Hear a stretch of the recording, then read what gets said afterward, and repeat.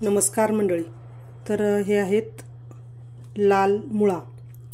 तर लाल मुळ्याची भाजी करतात, भजी करतात किंवा थालीपीठही करतात। थालीपीठचा व्हिडिओ मी टाकलेला आहे, तो पाहून घ्या।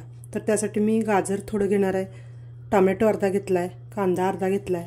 ही कोशिंबीर कशी करायची हे पाहू। तर ती कोशिंबीर करण्यासाठी मी आता हे किसणीने किसून घेणार आहे। लाल मुळे सालीसहित किसलेले चांगले असतात, हे याच्यात गुणधर्म चांगले असतात, त्यामुळे हा मुळा सालीसह खावा म्हणतात। म्हणून मी हे आज मुळ्याची कोशिंबीर, लाल मुळ्याची कोशिंबीर करते आहे।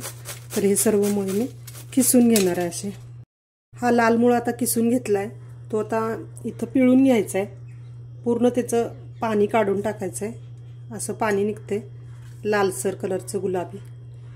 तर मी आता हे पूर्ण पिळून घेतलंय, त्यातलं पाणी टाकून आता त्यामध्येच गाजर किसून घ्यायचं आहे। हे गाजर घेतलंय, हे थोडंसं किसून घ्यायचं।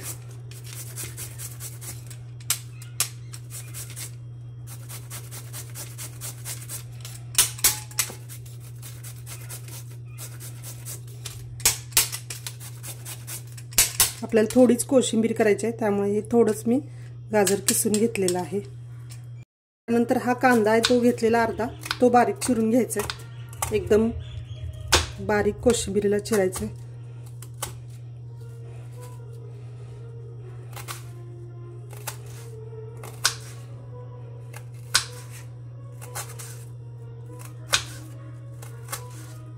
असा मस्त बारीक चिरला की कोशिंबीरी छान होते।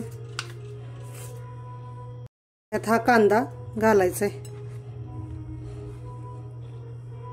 टोमॅटो हा चिरून घ्यायचा आहे अर्धा, बारीक एकदम।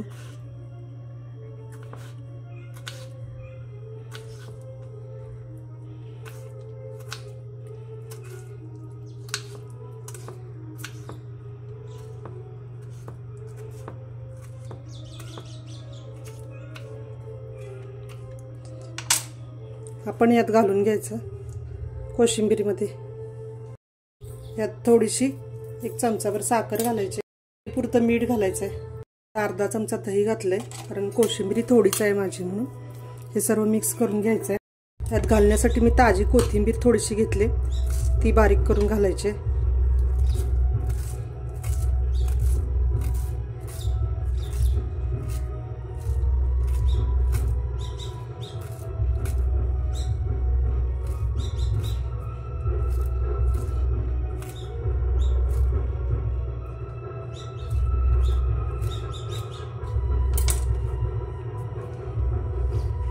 सर्व त्याच्यावर घालायचे। जिरे, मोहरी, कढीपत्ता आणि छोटी एक बारीक मिरची याची फोडणी गरम तेलात करून घेतले, ती आता मी त्यावर वाटणार आहे।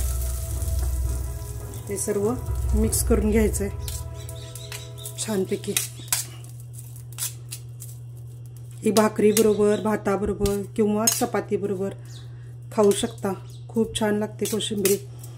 हा व्हिडिओ आवडला असेल तर व्हिडिओला लाईक करा, नवीन असाल तर सबस्क्राईब करा। व्हिडिओ पूर्ण बघितल्याबद्दल धन्यवाद।